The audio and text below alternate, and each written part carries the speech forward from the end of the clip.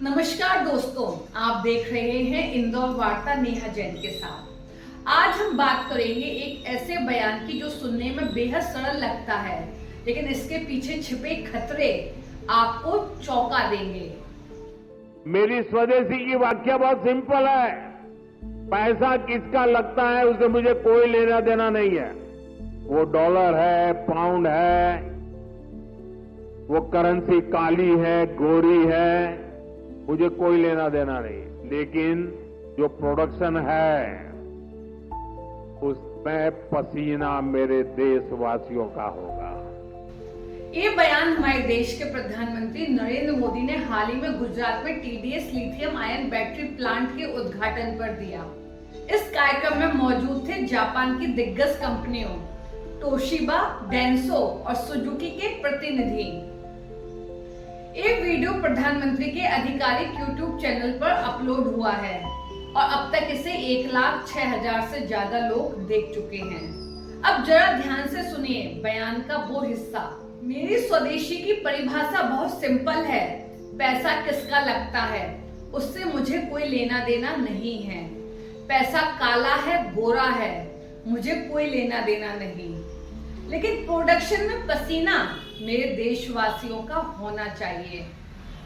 दोस्तों, ये शब्द जितने आसान हैं उतने ही खतरनाक। ये सिर्फ एक बयान नहीं बल्कि एक सोच है और यही सोच हमारे लोकतंत्र की नींव को हिला सकती है।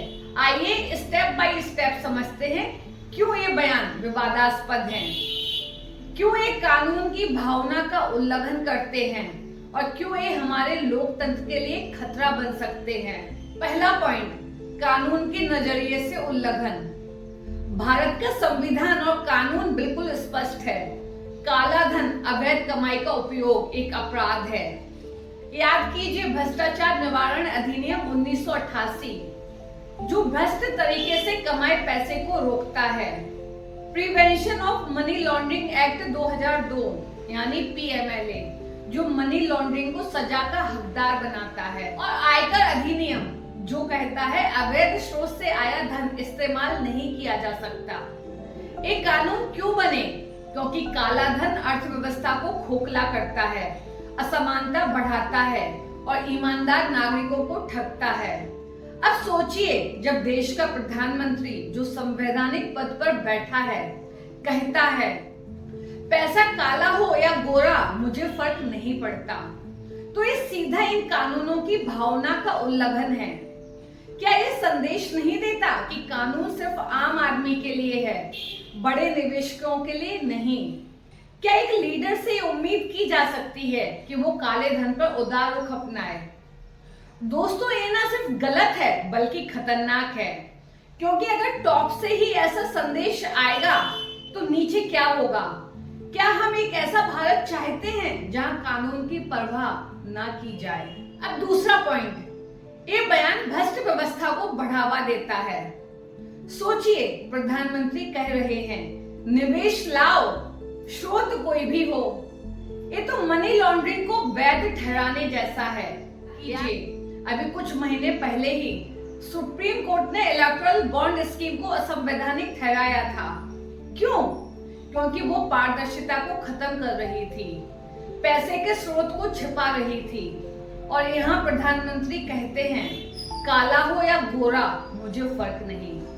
इससे क्या संदेश आता है?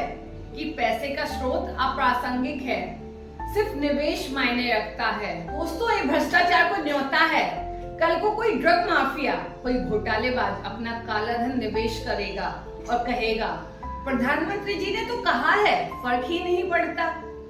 क्या ये हमारी अर्थव्यवस्था को मजबूत बनाएगा या उसे और कमजोर? इंदौर जैसे शहर में जहां छोटे व्यापारी ईमानदारी से मेहनत करते हैं, क्या वो ऐसे सिस्टम में सरवाइव कर पाएंगे जहां काला धन राज करे?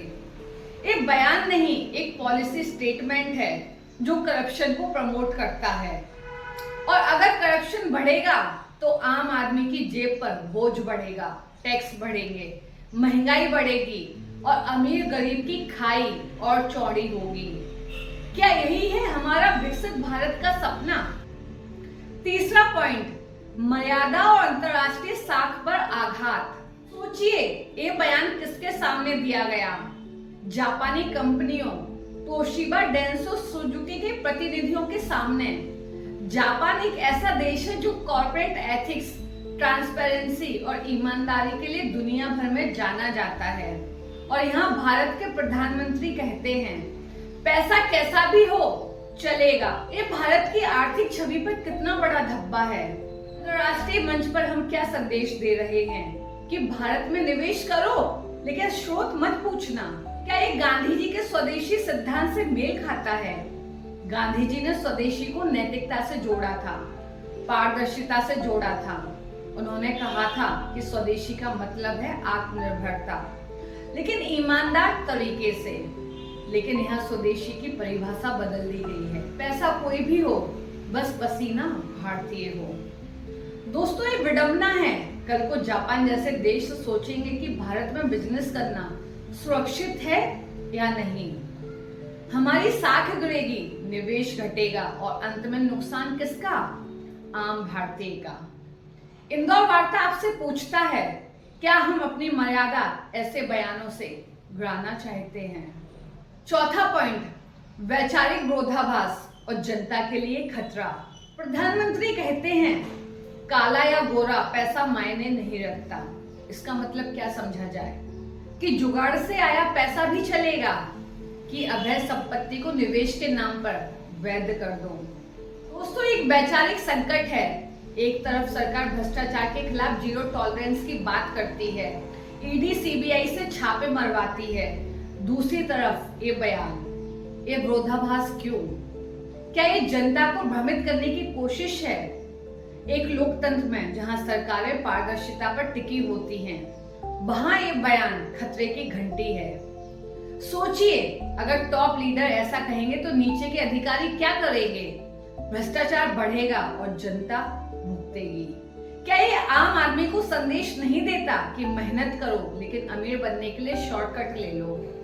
इंदौर जैसे शहर में जहां लोग रोजाना संघर्ष करते हैं, ये बयान उन्हें हतोत्साहित करेगा।